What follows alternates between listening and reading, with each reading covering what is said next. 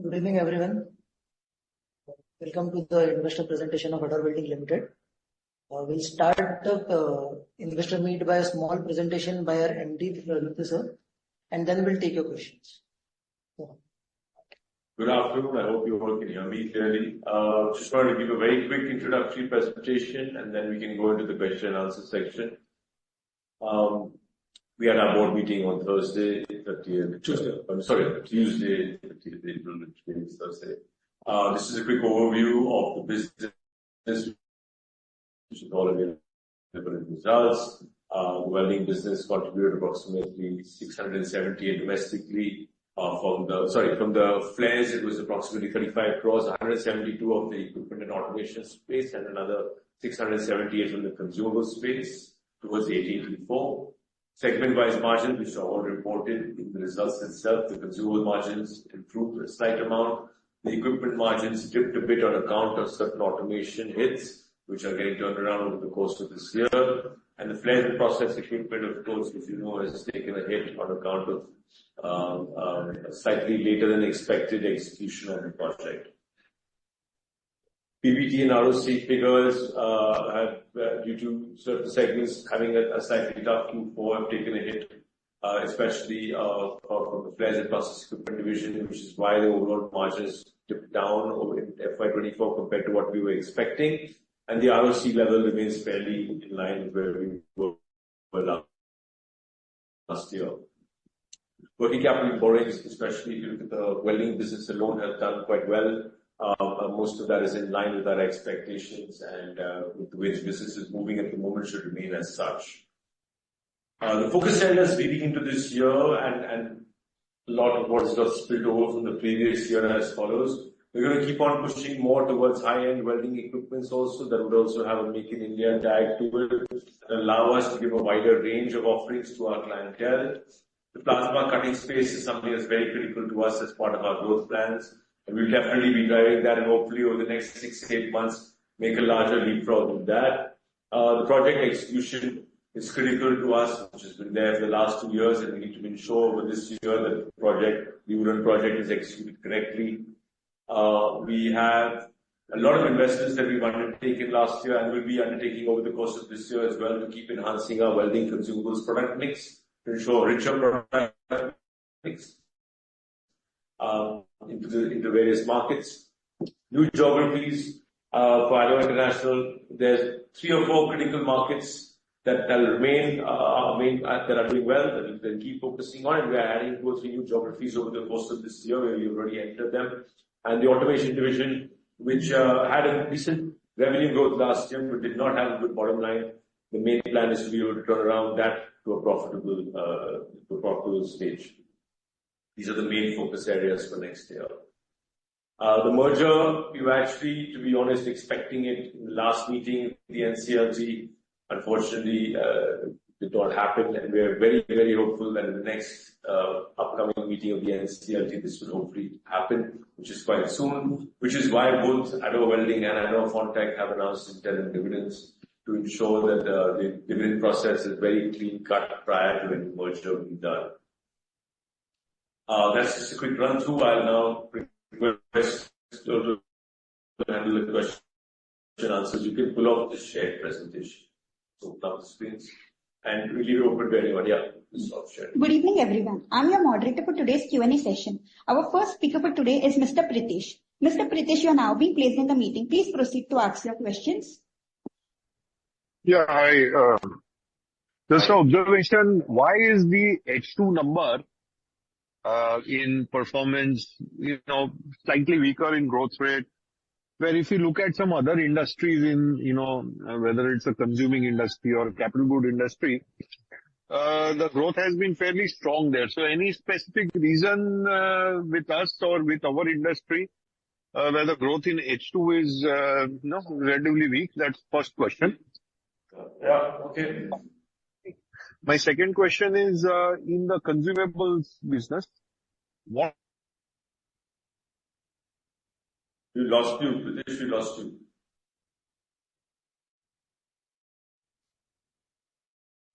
You hear us? We lost you after that. You said the consumables business, now we can't hear you. Right. I was expecting we were expecting the execution to start. So what's the status on this? Pradesh, we lost you. Pradesh, we lost you. Pradesh, we lost you. After your inside soup question, we lost you. Can you just go back? After that, you were coming consumables. Yeah. Volume growth in consumables. The third question on the flares business. Yeah. We had a 150 crore order which we got from ONGC. Yeah. What is the status of that order and the execution? Because some of it should have been flowing in 24, right? Yes. Okay, so over to you. Okay, so FY2022 growth has been fairly much in line with everything, but it's a big part is, of course, as you all know, that steel prices have been dipping down over from October, November onwards. Every month we've sort of seen it trending downwards, and now we're seeing it moving back up. In fact, starting from April, we started seeing it moving a little bit upwards again. As far as volume growth goes, it's been pretty much exactly in line with what the market expectation is. We've been seeing in the region of 10, 11, 12% on the consumers front. So we're quite okay with that front on the volume perspective. On the consumables, we're not too worried. The product mix is something that we keep looking at getting richer, and that's going okay. We've been helped also by the international market sales of the consumables, which is also picking up. But in general, it seems to be quite okay. We're not too concerned about it from the perspective of volume at the moment. On the flares front, we are running a bit late. We were expecting to see a much larger quantum of billing to start from December, Jan, to be honest, which is got pushed back due to a few engineering and execution issues. We're working very closely with ONGC on that front, and we are expecting that from May, June, that entire ticker will start moving a lot more aggressively. So yes, what should have been approximately another 30 to 35 crores of revenue that should have come in last year has got pushed in and will start ticking from now. So any reason why there is a loss in the flares? The swing in numbers in your third division is significant this year. It's a close to 5-6 crore swing. So any reason why it's happening? Any reason? Sorry, say that again. I lost you. Sorry. I think the swing. Why there is a loss in the flare division? Yeah. It's simple. I think there are two parts to it. The first part is that the cost, there is a slight cost overrun that is also happening. So the gross margin is slightly coming down on that order, which we are accounting for as well. Secondly, we've adopted a very conservative accounting method for this entire order. So we've taken a lot of the costs up front in that perspective. We've intentionally been very conservative and accordingly like that. So that's basically it. And obviously, because your revenue has been low, the high overheads that you have in the division obviously have not been amortized over the course of last year. So that basically adds up to that. Okay. Just last, what will be the flares business revenue next year, considering this ONGC project execution as well? It should be anywhere in the region of 2.5 to 3x of what it was this year. Looking at somewhere in the region of approximately, say 90 to 100 is what where we've as of now working on. And at what margin? Fairly similar margin to what you had expected earlier, with a slight dip. I'll say a slight dip because there are a few small cost overruns and stuff like that need to be looked at. Okay. Thank you and all the best to you. Thank you. Our next speaker for the day is Mr. Ankit Gupta. Mr. Gupta, you are now being placed in the meeting.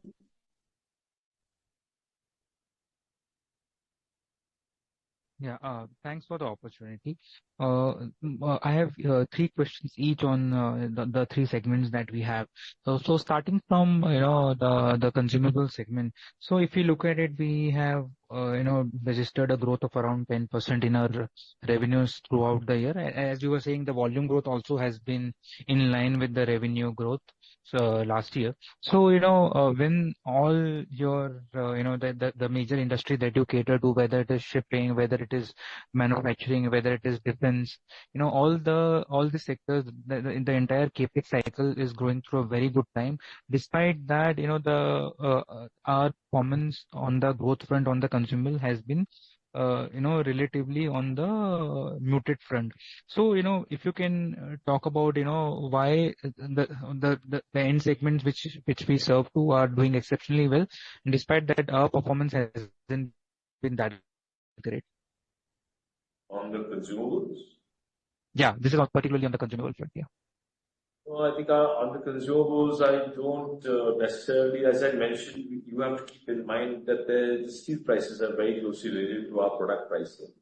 And if you look at the volume growth that we've kind of had last year, I wouldn't say it's been a good year. I wouldn't say it's been a bad year either. I'd say it's been a fairly average year from that perspective.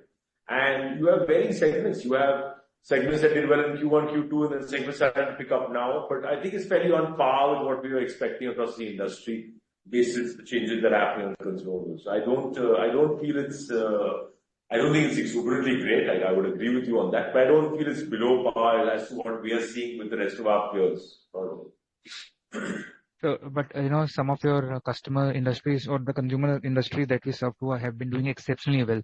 So, do you think our growth rate for next year should pick up from what we have done last year? And I think it should pick up here. I would agree with you. Yes, it should. I would agree with you. It should pick up. But I think if I have to look at the welding industry per se, I think whatever data we get and whatever market studies we run, we are pretty much in line with the volume growth that the industry is having. I would agree with, like I said, I would agree with you that you've not outgrown the market. I would completely agree with you on that. And that remains something that we have to keep focusing on. Sure. My second question was on the equipment front. We have seen a very good growth on the equipment front on the revenue side, but our margins have been pretty subdued, and they have reduced quarter on quarter for the past 4 quarters. And earlier we used to talk that when we used to hold phone calls 2-3 years back, that when this business scales up to, let's say, 150 crore plus kind of top line, our margins in this business should at least match the consumable margins. But last year we saw very good growth, but margins have in fact come down significantly compared to last year. There was no benefit of operating leverage, and earlier there used to be some challenges on the supply chain front, but I think those have been yeah, we've got most of those kind of sorted out slightly better. Yeah, you're right. So we had 2 issues that I think primarily helped, that then did not help, but we know what we're working towards. First is, I would say, the product mix issue, and that played a role. We had a slightly, I would say, not as rich a product mix as we would have liked, and that has a lot to do with the demand from oil and gas and pipelines and stuff like that, that leads to a little more. In fact, whatever forecast we're seeing should be fairly a little bit better than it was last year, a little bit better than it was last year on that front. That's number one. Number two, like I said, on our welding and cutting automation, which is part of our welding equipment, it all comes under the same thing. We, in fact, increased, our loss went up over there. Even though our sale went up, our loss went up on account of some orders that were poorly executed. We are in the midst of that turnaround happening, and you will definitely see a lot of benefit to that over the next 12 months. You can look at margins going up for sure if we can, as long as we hit these metrics correctly. I don't think they'll be at the consumables level yet, but I definitely think there's a lot of scope for improvement. You're very right about. Will it be possible to reach double-digit kind of margins in the equipment business next year? Next 1 year, it'll be a bit of a push, but we can get close to it. We can get close. Sure. My third question was on the flare side. We had incurred a big loss in the flare segments during 2018 to 2021 on our Middle East business, and then we had adopted a calibrated approach towards this segment. We had recruited some top management professionals from very good companies, and we were hoping that this segment will also report 10-11% kind of margins over the long run, and we will scale this business in a judicial manner. But as you were saying, there have been some cost overrun on the ONGC project. So how do you see this segment shaping out for us? And given the cost overrun in the ONGC projects, do you still think we can do 10-11% kind of EBITDA margins in the segment? Yeah, I think it's a very important question, something I was expecting to get asked. Look, I think where we are right now is, just to keep our head down and execute this project correctly, as per our commitment and as per our try and achieve the margins we had planned to. And I think at that time, which is in another 6-8 months from now, to reassess exactly the question you asked, whether this makes sense as a long-term play in a large capacity or not. But I think I'm not in a position to answer that question today. I definitely will not say yes or no either way. I just need a few more months to get this order and execute it to have that clarity. But you're very right. It's a very relevant question. It's been discussed at board level. It's been discussed at senior management level. It's not like we are adamant on any position. But right now our thing is that we must correctly execute this order. But your question is very important. On the Fontech front, last year has been flat for us on the Fontech front. So, how do you see this business shaping out for us for next year? Look, the Fontech front is going to be driven by 2 or 3 things. It's going to be driven by what we have is our maintenance and repair product line, and then we have our maintenance and repair service line. The maintenance and the product line has a growth opportunity which is fairly in line with, like I would say, sort of an IIP type of number. You're not going to see it exponentially grow. Where you can see exponential growth come from is the services part, which we are starting to see better and better numbers coming from there, and a better order book pick up from there. I think you'll see a little bit of growth in line with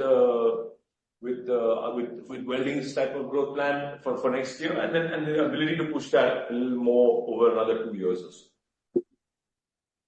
Sure. Thank you. Thank you, and wish you all the best. Thank you.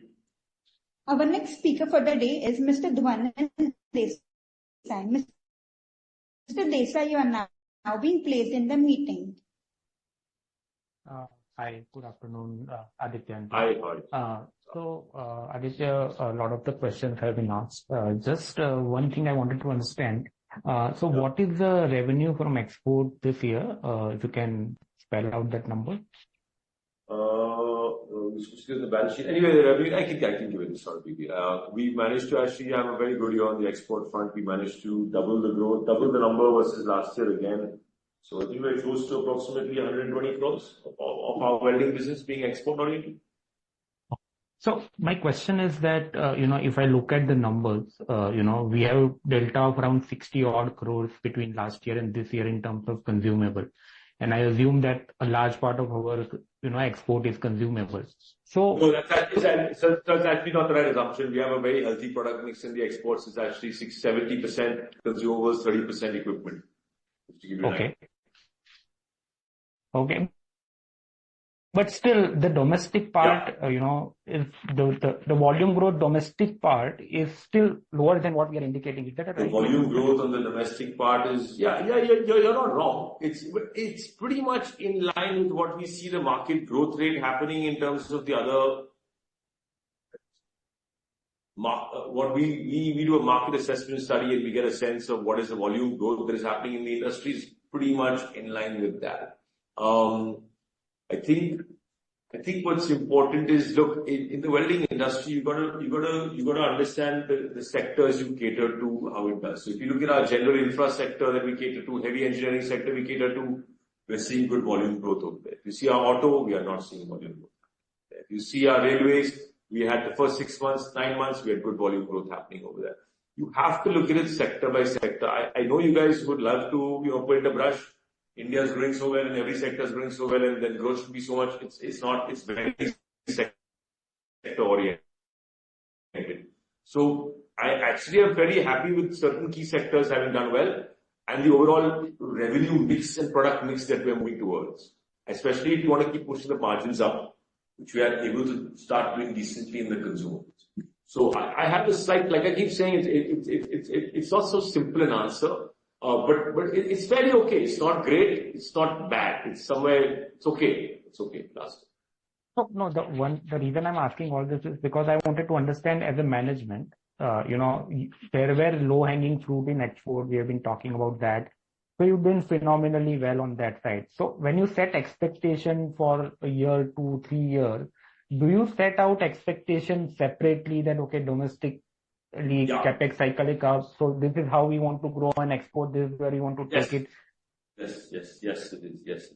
It's completely separate. We deal with them very separate. Got it. And second question is on equipment. I think we have done. I want to add one point because you basically relevant points. I want to add one point because it pertains to you. Just keep in mind that Ador is very distributor facing in terms of its sale, right? So, we have approximately 65% of our consumables, 70% of our consumables go through the distribution market, which is a lot of stock in trade and stuff like that. That also happens besides our end user base. Just keep in mind that if you have the last 6 months where prices were moving a little bit downward rather than looking upward, you always have a more conservative stock position happening in the market. So that's something of a reality we have to also deal with a bit. But it's not a big deal. I'm just giving you an overview. It's not a big deal. It's manageable. Sure.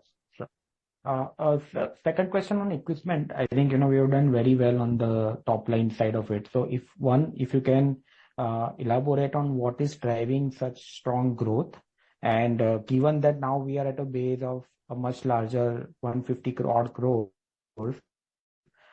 how do you look at in terms of your growth aspirations from here on the equipment side? Equipment seems to be, I think we're getting advantages on 2-3 fronts. One is the product vis-a-vis the imports, the gap is reduced a lot. I think the preference for domestic product is also there. I think our serviceability, all of that is there. We have select large customers who like working with us in bulk, which helps a lot. I think it's a question of us just being smart about, cutting out the fat in the manufacturing, turning around the equipment, the automation part of it, and automatically we should see a big jump happening. I tend to think that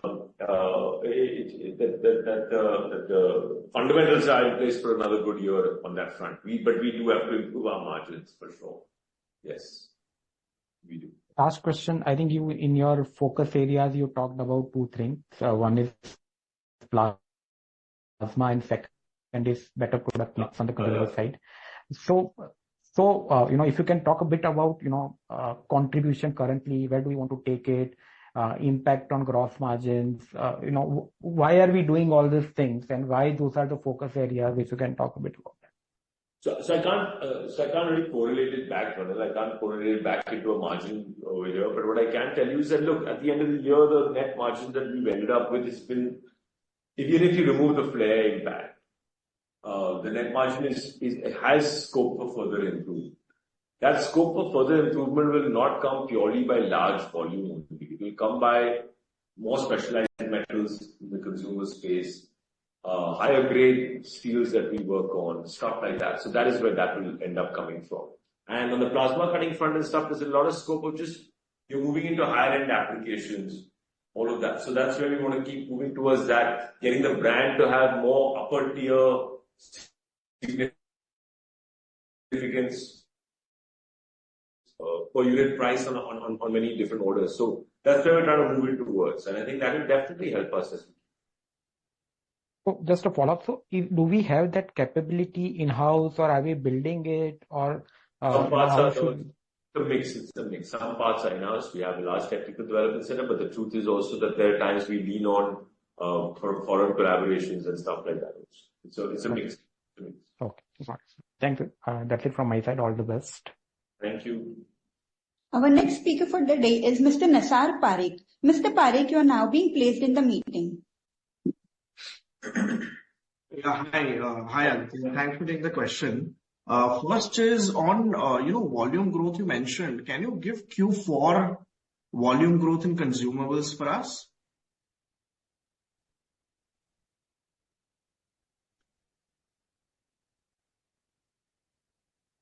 Compared to Q4 of last year, we had approximately 1 or 2% volume growth quarter on quarter for Q4. Yeah. And versus the previous Q3, we had about 14% growth. So on Q4, that's the question, right? 2% volume growth is the industry in Q4 just growing at 2%? Or are we losing market share? So as per my assessment, I've been quite clear on the fact that I don't think we're losing market share. I'm quite clear on that front. That I don't think we are at the moment, unless I happen to see another 3, 4, 5 months of something that doesn't take, and then maybe we are losing a bit. But as of now, whatever we are gauging and we are assessing, we are not losing market share. I think you have to keep in mind the points I'm talking about when you talk about price correction happening and the industries that they're working on. And I think keeping all of that in mind, I think we're fairly stagnant at the moment. There is not a loss of market share. I'm as of now, whatever I've seen, I would not tend to believe so. Okay. So maybe not in organized market share, but then are we seeing unorganized players kind of get more, or is there anything of that? Because the underlying industries, I think a couple of people asked that question, but underlying industry is so strong, it's very difficult to, believe that or not understand how 2% is the end market growth, right? So. Yeah, I understand where you're coming from on that front, but I think if you look at it on the overall year basis, you're still looking at approximately 10% volume growth or 10-11% volume growth. So you have to keep a slightly longer segment in mind on that front. Like I can't, I have to give a slightly longer window to study that data, and that's where it is. I think you'll have sectors like auto and all, which are, they're not as exuberant in certain fronts that you would think that maybe in terms of volume that is happening, So it depends where we play in those segments and stuff like that. But in general, yeah, as of now, I feel fairly confident that we're in line. But in 3 months, we're in line. Got it. Last time you had spoken about automation and automatic, autonomous vending and all that. So in that, are we making any progress, and what percentage today would be either in equipments or consumables would be the automation part? Automation is still tiny for us. It's anywhere in the region of approximately 12-13% of our equipment revenue, but the contribution to the loss is quite significant on that front. We expect it to jump to anywhere this year at least to 20% of our, sorry, let me get my math right. It will be approximately 25-30% of our revenue for this year on our welding equipment front. And it should be in a position to positively contribute at a good net margin, better than the equipment line, if we do it correctly. Got it. Does it only mean, newer equipments that we are launching? No, it's a lot of integration. It's a lot to do with integration. Basically, when you do for any automation of a line, so basically you're picking up your welding or cutting, and then you're integrating it and providing the solution from that perspective. Okay. Got it. And lastly, on the BIS case, there's no movement. Stay at High Court remains, which is good, which is fair, and it remains on that front. There's absolutely no traction legally either which way on that. Okay. And if I can just squeeze in one, just last year, when we look at our fixed assets, our gross block is obviously very high. If we compare it to some of our peers. So one, is there, what kind of utilization we are at? And from a capex perspective, is it fair to assume we don't need to do any more capex for the next couple of years? No. So capex, we've done a fair amount of capex last year. We have a little capex, not a little bit. We have, I would say, 70% of the capex plan we did last year. We will have this year as well. We do have new lines, refurbishment, all of that taking place, new product lines getting entered in. You have to change a few old lines, all of that. I think you have to keep in mind that, look, you're a legacy company that's sitting on a few gross blocks like that. That's perhaps why it seems like that. But no, it will change. You'll see. But at least another 18 months of capex will remain there. One more thing, if you are comparing with our peers, they are having the 30-40% trading turnover. In our case, it's very different in that regard. They don't have the facilities. Okay, got it. Thank you so much. Thank you. Our next speaker for today is Mr. Viraj Mehta. Mr. Mehta, you are now being placed in the meeting. Yeah, hi. Thank you, Aditya. Aditya, my first question is on the flares division.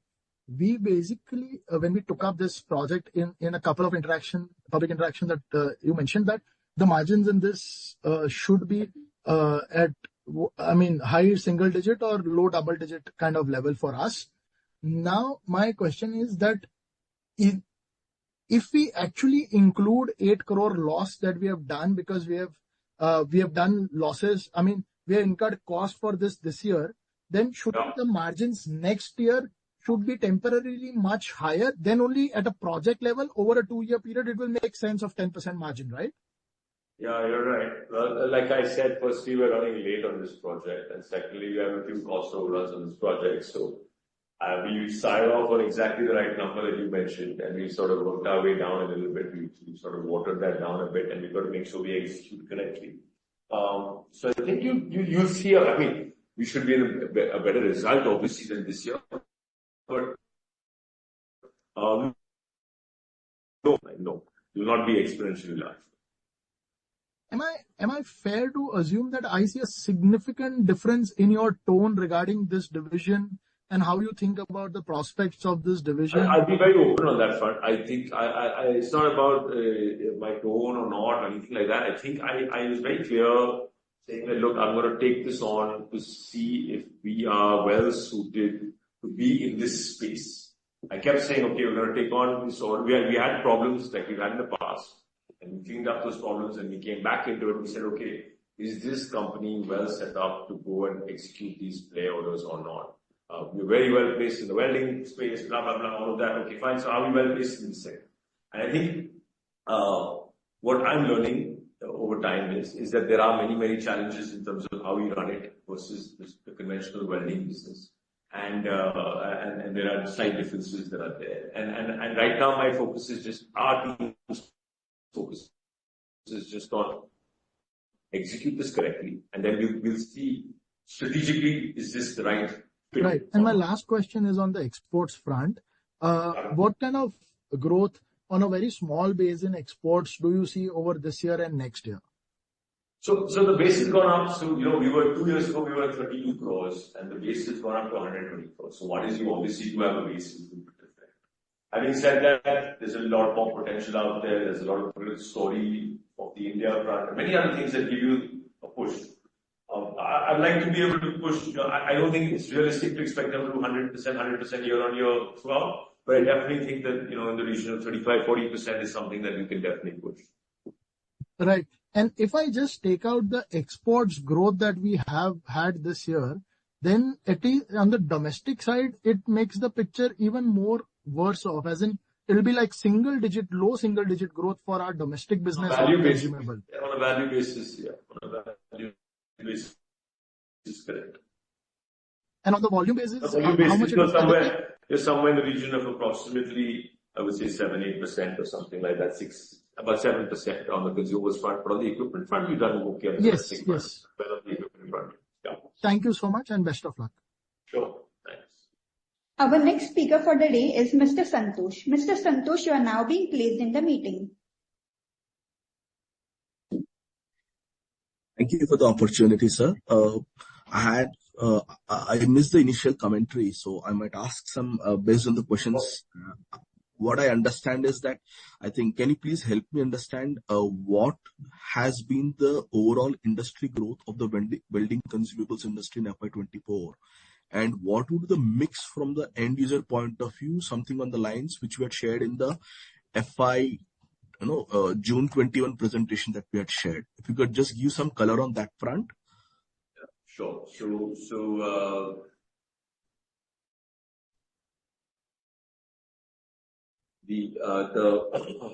I think we expected the volume growth in the market to be anywhere in the region of 8 to 10%. I think we are somewhere in that band at the moment, is what we saw last year. That's our assessment of it. We break that band into many different industries that you operate in, and depending on, like we said, where you're heavier, that can move. For us, general engineering, heavy engineering, pressure vessels, that kind of stuff has still been a big growth driver. We expect shipbuilding to be a big growth driver coming into this year because a lot of stuff is starting to traction on that. Railways was good, especially during the first 6 to 9 months of the year, and we expect that to continue to be good going into this year.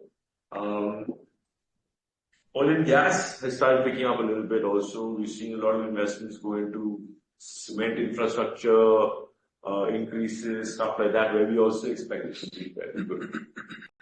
I hope that helps. I don't think I can give you much more detailed clarity than that. That helps us. This is helpful, sir. Just to follow up to this, if one way to understand, my understanding is that after us, the third largest, fourth largest, like that, the top 7 players after the top 2, I think have a very small market share, and they're very industry specific, and their growth has been coming from very limited number of industries. They're more focused, right? So I just want to understand what are the industries where the number 3 to number 7 player has grown and has impacted anyways our market share, and what are those industries, please? Also, what industries we have gained market share and where we have seen some competitive intensity increasing?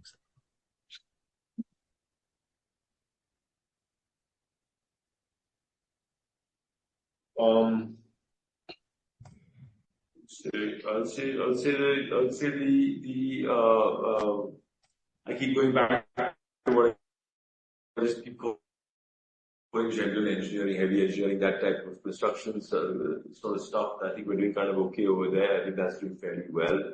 I think we're doing okay there. I would say we may have lost out a bit on certain, we are not very strong on, for example, the renewable energy sector, the wind energy sector, stuff like that. That's fairly good. I think there's also stuff on thermal power and all, which we're getting into a little more. We're a little bit behind on that front. But otherwise, maybe the auto segment, lower and lower price yields happening in certain places where we may not be seeing that much traction as the rest. We've done okay on the construction equipment front. I've been quite happy with construction equipment. That's doing well. So it's a bit of a mix like that. On the same lines, any specific industries where we have made very significant inroads, sir? When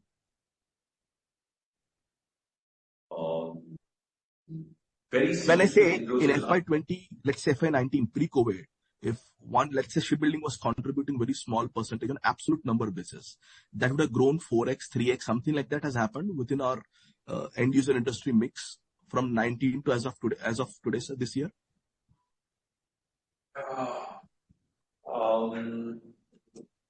You would see that happening a bit over the course of this year. Then you can see 2x, 3x, 4x definitely. You can end up seeing a little bit of all of that. I'm trying to think of where you would specifically see it. Well, railways is that. Railways is given simply the demand is at where it is. So that's a completely different game. We'll definitely lean on, like I keep going back to the pressure vessel market and general infra market and all that also. Yeah, for sure. And lastly, sir, if one has to look at the overall industry geographically, like east, west, north, south, if my understanding is right, west and central or west would be the larger geographies. What would be the industry mix and how are we mapped to the industry? So we are well placed. So we basically end up having west first, west, central, north, south, east is basically the way in which we are, our sales hierarchy goes. In west, we're consumables, what would be the mix, sir? If you could just like I just explained, it will be like that only. West will be strong, then we'll come into the central part, then you go to the south, north, and then the east. Okay. Yeah.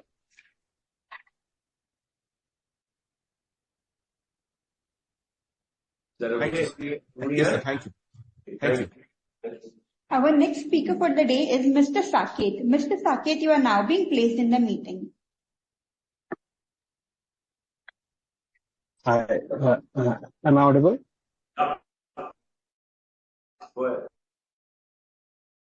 Yeah, thanks for the opportunity. So one of my questions was that, when you consider the welding consumer market and the size and the growth of it, do you also include, say, the consumer that goes into all those welding robots? Yeah, the consumable that is used in the welding robot, yes, very much so. So my question was, is it like, because you just mentioned that maybe on the automation side, we might be slightly, behind the curve. Now, in sectors like auto, where there's a bigger trend of, welding automation through robots rather than standalone welding machines like yours or ESABs. So is that market growing slightly at a rapid rate? That's why that's not getting reflected in our numbers? Is that a safe assumption? It doesn't affect the consumer. The consumable doesn't get very affected by it, and we are doing okay on that front. Where we do lose out is on the automation, totality of the solution part of it, but not on the consumables. No. Okay, so when you mention it's a 13% automation, is it like 13% of your consumables go towards automated machines? No, it's the solution, the welding equipment part, the solution part that is part of the welding. Okay, and if we say have the same breakup for consumables, how much goes into automated and how much goes into, say, the welding person operated standalone machine, how would that mix be? So it's almost in India still, I would say, my estimation, 90 to 93, 94% will still happen through the 90% will still happen through a very conventional mix.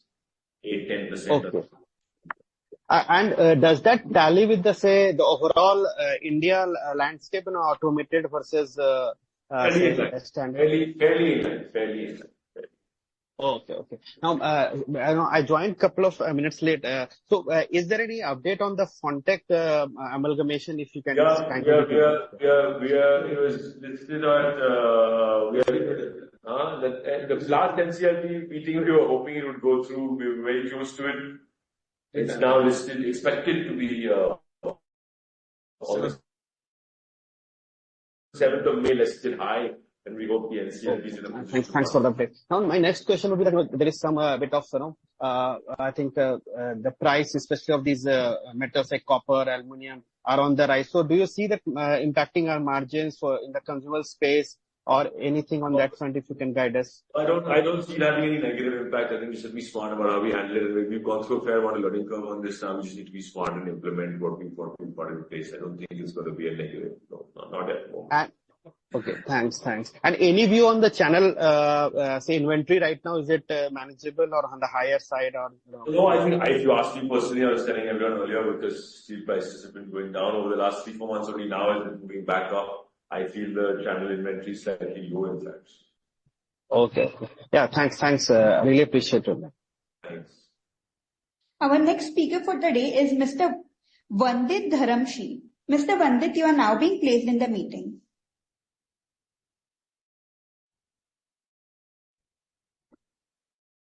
Hi, thank you for the opportunity. I just have some bookkeeping questions. If you can just give absolute volume number and metric tons, say for consumables and then exports and numbers. We don't do it. And to be honest with you, my competitors don't even give segment results. So I personally I don't do it. I'm sorry, I can't give you absolute numbers. That's right. I can give you a rough estimate of something. Okay. Yeah. Even rough estimate will work. What would be the volume mix, say maybe in terms of percentage when it comes to exports and domestic consumables? Volume mix of export and domestic will be at least, I presume, 85%, 80 to 85% will be domestic. Okay. And maybe number of units in equipment's business that we would have sold, say year on year. If you can give percentage growth or absolute number. We've grown by about 25-30% this year on the equipment numbers. I don't want to give you those numbers because that's a little sensitive, especially because all of my competitors import their data, import most of the stuff. But it's about 25-30%. We've seen 30% plus. We've seen volume growth. Okay. Thank you so much. Thanks. Sorry, I hope you understand. I'm very careful on that. Thank you. Our next speaker for the day is Ms. Harini Dhedia. Ms. Harini, you are now being placed in the meeting. Hi, Aditya. A question on the consumables front on the domestic side. You said you're working on a few things to see if we can possibly eke out a little more growth than the market this time around in FY25. Would that be more product offering led or that is something that we... Product offering led. We just implemented 1 or 2 new lines, so it will be product offering led. Very correct. Okay, and our mix versus our competitors, are we 85-90% there in the same basket now? We're very close to being there. I would say 85%, at least 85-90%. It's a little more. Look, I don't want to comment on that. I don't comment on anyone else's business, but I can just tell you that, look, there's an element of, like I keep saying, knowledge process outsourcing on the non-product front, where we don't play a role. And on the second front, there is obviously the MNC ability to source exotic materials in a different perspective than I do. And so be it, but that doesn't mean that we don't have the offering. We have 85% of the offering. It's a question of implementing that offering correctly that we need to learn. Got it. The second point is on consumables margins. At least domestically, when we ask around, the listed prices seem to be very similar versus your competitors now. Yeah. So trying to understand why they report sort of better on gross margins than us. So is it because it's not pricing led anymore, right? We're pretty much maybe a slight bit, maybe 2-3%, 1-2% could be pricing led. You're right, it's not a massive difference. But I think product mix is the basket, in their basket of sale, the amount of exotic that is there is still a higher richer mix than it is in mine. So that's where you're going to keep seeing that. We have to keep pushing that. Okay, got it. That doesn't mean we don't have the offering. We built up the offering, we're building it up more and more, but that doesn't mean we're selling the offering adequately. So we have to keep pushing that also. So both ways it works. Okay, got it. Thank you. So thanks. Our next speaker for the day is Mr. Devansh. Mr. Devansh, you are now being placed in the meeting. Yeah, so thanks for the opportunity. Sir, any commentary if you can share on competition from imports? Do you see that going higher this year or any? I don't comment too much on competitors. I don't think I'm in the right position to do so. I'd rather refrain from that. And sir, any outlook you can share for Ador Fontech? Where do you see the business for next 2-3 years? I think, look, the business is now, as we consolidate and as we get into the merger front, hopefully that'll get kicked off quite soon. What ends up happening is you have Ador Fontech's, basically you have M&R, maintenance and repair products, you have maintenance and repair services, and then you have capital range. Capital range gets combined very quickly with the Ador Welding range. That all goes into one basket of the welding equipment and cutting front. Then what you're left with is the M&R products and services. The M&R products have been in place for a long time. You keep pushing a few competitors, you've got to push it through the distribution network, and you're looking at anywhere in the region of, if you can hit, depending on how IIP is going, if you can hit between 8, 10, 12% growth on that, doing kind of well, and you see a good value mix on that going forward. On the services front, where you can take on more jobs, more benefits, larger solutions, there is potential to do that exponentially if executed correctly. But again, you have to execute correctly. So that's where we aim to push over the next. And in terms of any internal targets we have, in terms of what is the kind of sales profile we are looking at for Fontech for next 2-3 years? I think it's like I said, I don't want to give an exact number, but it's pretty much like, I don't give a forecast, but it's pretty much in line with what we were saying on the IIP front in terms of what their top line is today. Should be, at the lower level. And any reason why, so like the business has been kind of consolidating for last 3 years, like in terms of, and actually for an even longer time. So where do you see the change will come that can change the trajectory for sales growth profile for the M&R services? On the M&R services is going to be the big. You have to do that correctly. Okay. Thank you. The capital equipment front, once it gels into the welding thing, will automatically see a slight pickup as well. It's been a little subdued because we've been focusing a lot more in the last year or two on the M&R front, especially on the products front, rather than the capital equipment, because we knew the merger was happening. So that's how we sort of played it out. Thanks a lot, sir. Wish you all the best. Thank you. Our next speaker for the day is Mr. Rahul Jain. Mr. Jain, you are now being placed in the meeting. Hello, am I audible? Yeah. Sure. Sir, my first question is with regards to the equipment side. So typically, say, not just about the next year, but overall in next 2-3 years, what kind of margins do we feel our equipment business can do on a longer term basis? Like I told someone earlier, I think we should be in a position to at least increase it by 60-70% compared to where it is today at least. We have to just do a few basics correctly and a few things we have to turn around and we should be, and remove some fat from the process. I think we should be able to do it easily. Mm-hmm. And sir, with regards to the flare business, you mentioned there are cost overruns in that project, which could probably lower our margins. So typically, those margins will be somewhere, say, in the region of mid-single digit, or what kind of, maybe not the exact number, but what kind of range it could be next year? Yeah, like I indicated earlier, we were always looking at 9-10% type of level. I think we ought to take that down a little bit, so somewhere there. But then we ought to take it down a little bit. Sure. And sir, with regards to domestic business on the consumer side, can we expect a double-digit growth going ahead, or what would, what can drive that double-digit growth? I would tend to believe so. There's no reason. I mean, you presume elections apart and everything else apart, just the regular movement of the economy the way it is. I would assume so that we'll be in a position to do that, yes. Sorry, I missed the last. I assume so. There's no reason we should not be in a position to do that. Yes. Sure. Thank you, sir. Thank you. Thank you. Our next speaker for the day is Mr. Ram Prasad. Mr. Ram Prasad, you are now being placed in the meeting. Hello, am I audible? Please go ahead. Yeah, thanks for taking my question. My question is regarding your subsidiary, 3D printing technologies. It has been making continuous losses. So, what is the outlook for that subsidiary? So it's actually a subsidiary of Ador Contact, but since you're on the subject, it's okay, we can discuss it right now. The market around, basically the subsidiary works on the dental market. It services the dental market with clear aligners.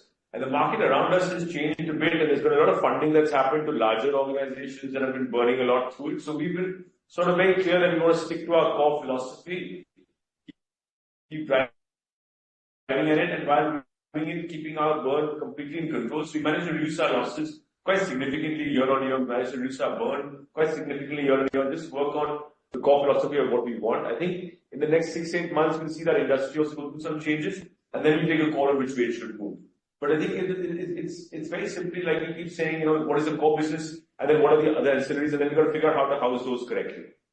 But does it have any synergy to our core operations of welding? It does not have any synergy to the core operations at the moment. It does not have any synergy. Let's be clear about that. That's the reality. So we have to figure out how to do something where we've created some value correctly. We'll get there. But right now it's a very small subset of the entire thing. But you're right, it has to be figured out correctly. Okay. My next question is on how are the imports for the consumables in the welding consumables, please? Can you throw some light? No. In the welding consumables space, nothing major. So when you see the imports now becoming more and more prominent, as we move more into the exotic metals, we move more into doing more higher end type of steel work, then automatically the imports come again. Those become more Europe related, Western market related kind of imports. So again, we are trying to work on how we have better products or we have a better offering over there. So that's where it is. I'm not too concerned about the mid or down segment part of imports at the moment. Is it not eating into our quantities? I just wanted to know the imports from China and all this. No, I don't think that's it. I think okay, thank you very much. Just correct a few things and get it. So I don't think I'm not stressed about that part. Okay, thank you very much. Thanks. We have a follow-up question from Mr. Ankit Gupta. Mr. Gupta, you are now being placed in the meeting. Sure. Thanks for the opportunity again. My question was on, I had two questions basically. One was on the, dividend payout front. So last year we saw, 40% kind of dividend payout, and the year before that also we had given the same, the dividend payout was around the same percentage. So, with the capex that you are planning to do for next year also, so a dividend payout will remain the same, or do you think there is a scope of improving the dividend payout to, let's say, 360 or even higher percentage? I think the idea is that we keep the payout ratio where it is today for the last 2-3 years as a sort of benchmark, and as soon as the opportunity arises correctly to be able to go above that benchmark. I just don't want to commit to it at the moment. Sure. And on the consumable front, you did highlight about the challenges that we faced in the second half of this year, of last year. But I was just going through our, Q2 or H1 phone call transcript, where we had said that our volume growth in the consumable front in H1 was around, 22%. So it seems that, second half has been pretty challenging for us. So, is that the true? Keep in mind, like I was discussed at that period also, the Q1 of the previous year, the base effect had gone for a toss because of that Russia war and all that thing that happened. So your base effect growth that happened over HY1 last year was very high compared to the previous year. And that sort of streamlined a bit. But yes, you're right, in Q3, Q4, it's been a little more subdued than you would have seen in HY1 on that front. Yes. Okay, so given the kind of base that we have for next year, like, do you think, the kind of growth we are targeting, at least in double digits, will be possible? Yes, and I stand by the fact that I think it is possible, and we have to see how it goes. I stand by the fact that it's definitely possible. Sure. Thank you, and wish you all the best. Our next speaker for the day is Mr. Kiran D. Mr. Kiran, you are now being placed in the meeting. Thank you. Just one question, sir. I need a slightly broader commentary rather than any specific numbers to your competition, but generally broader capital goods where every player has reported great numbers. Every player is talking of growth, capex, and so on and so forth. So if you could help me understand, and I've been part of shareholding of the company for about 5 years, you can help me understand at what part of the cycle will we be able to see growth? Because we had the low part of the capex and all the maintenance, I'm including Fontech as well as welding. So the maintenance part of the business, the operations part of the business, the consumer part of the business. So we had the low part of the capex for about 7-8 years, and then we have had the last 1 to 2 years, or at least 18 months, where there's been tremendous growth in almost all capital goods. So if you could just tell me where does Ador Welding especially fit in? Because we were neither part of the growth previously when the capex was down. Now we are not part of the growth in the last 18 months. So where do we fit in? How does our growth? Sorry, I'm going to have to differ with you a little bit over here. If you've been a shareholder for the last 5 years, and you tell me that you've not seen growth is something I find a little odd. I'm talking about Q4 mainly, where there's a 1% sort of growth only. I never talked about the last 18 months of the capex cycle. Let me be clear. And if you've seen my results, you see there's not the same in line with what you're saying. Our volume growth and our top line growth has been very much in line or outperforming the market before that. I'm talking about the last 3-4 months. So let's not mistake my commentary for Ador Welding's inability to catch on to the capex cycle.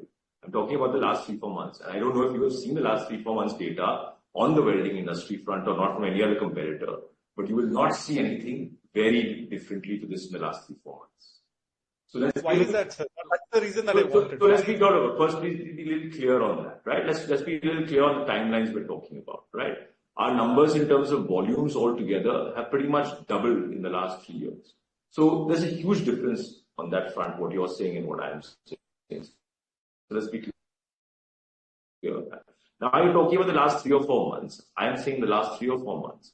We have had a fairly subdued thing because I feel the industry has also been a little subdued on the welding perspective due to product mixes and due to industry picking up. The railways in the last 3 months has not been exuberant. The railways in the last 12 months is exuberant. There is a slight difference that is happening over there. So we need to understand that. Is it going to be exuberant going forward? It should be. Whatever we can see on the spending front, it should be fairly good on that front. So you have to understand the timelines we're talking about, the scenarios we're talking about. The welding industry per se, on our equipment front, we're seeing good numbers. We're seeing all of that take off as well. So we have to be clear on that perspective.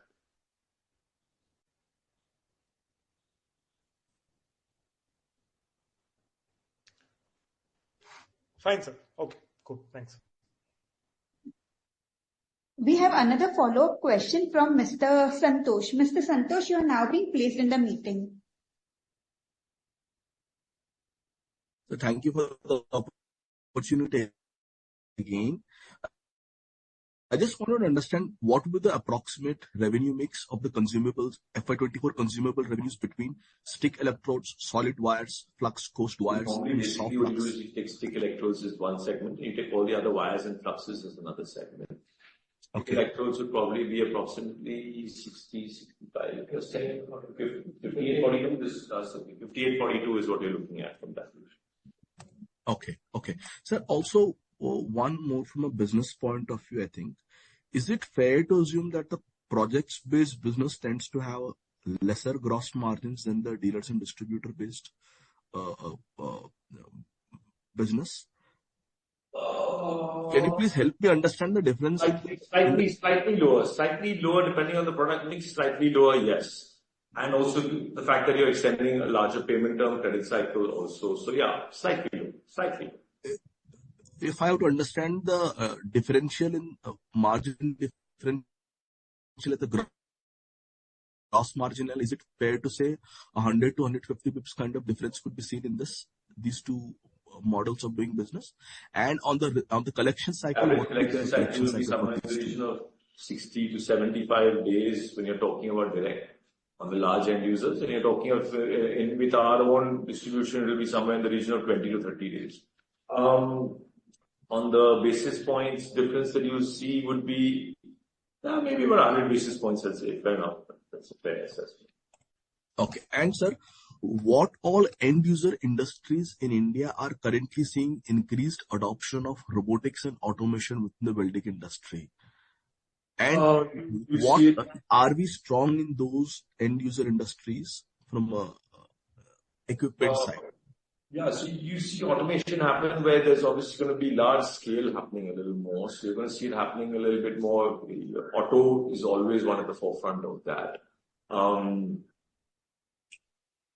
You have a high automation also happening on. We're seeing it more and more on the fabrication shop floors also coming in. So where you have large scale fabrication, we have a little more automation coming in over there as well. So you have a certain mix of all of that happening.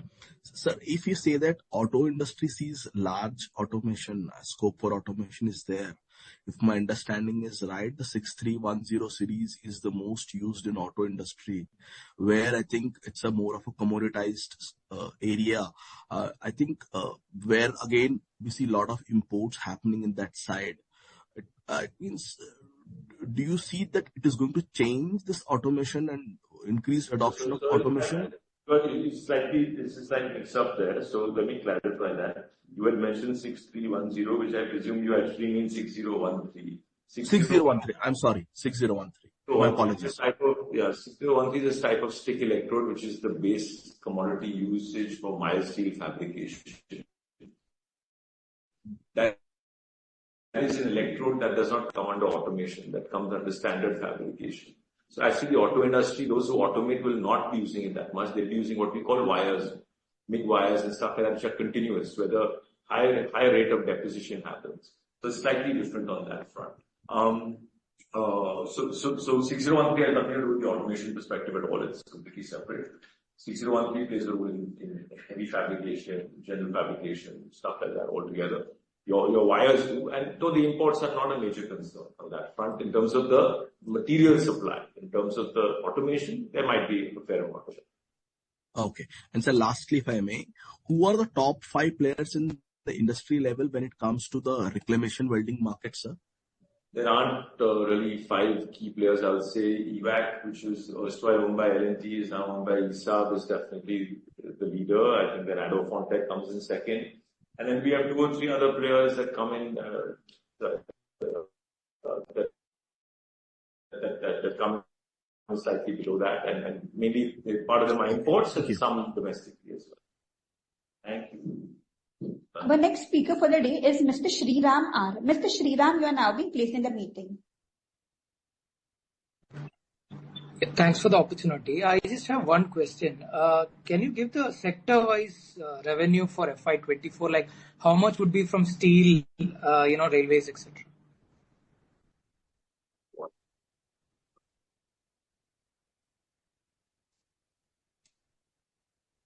Hello? I'll just give you one second. I'll give you the broad numbers accordingly. It will be about 18-20% will be construction, heavy engineering, 10% will be railways, about 8% will be oil and gas, about 8-10% will be steel, and cement would have played a larger role, especially the cement expansion this year. Fairly correct. Yeah, the largest one is heavy industry, 33%. Yeah, heavy industry. 20%. Construction is about 14%, railway 9%, shipbuilding is 4%, and all other stuff is 20%. And how much would be cement? Cement would have come into heavy engineering primarily this year, so we'll come into that aspect of it all. But cement seems to be having an even larger expansion portfolio over the next few years, so we should see a good growth in that. Yeah, but what would be the, in terms of percentage, how much would that be? Must be somewhere in the region of 7-8%. Okay. Thank you so much. Thank you. Our next speaker for the day is Mr. Nitish Rege. Mr. Rege, you are now being placed in the meeting. Hi. So my question was mainly on the merger. So are we seeing any cost revenue synergies which we've identified, the management has identified from this merger? Are there any low-hanging fruits when it comes to cost synergies? We did see that. We did that at the time of valuation of the merger as well. We've been doing it now also. We have these projects that run basically that look at that. And we do have it. I don't want to put a number to it, but we definitely do have it from that perspective. And we do see definite amount of synergies that will come in, primarily on back-end services, on management, on certain production benefits and import benefits, scaling up production. Yes, for sure there are. Okay, got it. And on the overall margins, our peers have EBITDA margins above 18%, while our FY24 margin is 10.2. What kind of margin should we assume going forward? Is there a scope of reaching, EBITDA margin reaching close to 14%? I think I've been saying this for some time, and we've had quarters where we've been able to come much closer to it. And we've had a quarter now where if you were to remove the impact of the flares and stuff like that, you should see that we are much closer to that number. At least halfway to that number. There's no reason why we should not be moving up towards it. And I think we need to reorganize and recalibrate everything together. Okay. And just on the equipment business, margins have been quite volatile. FY24 margin at 4.6 versus 6.7 in FY23, while 4Q margin is even lower at 2.5.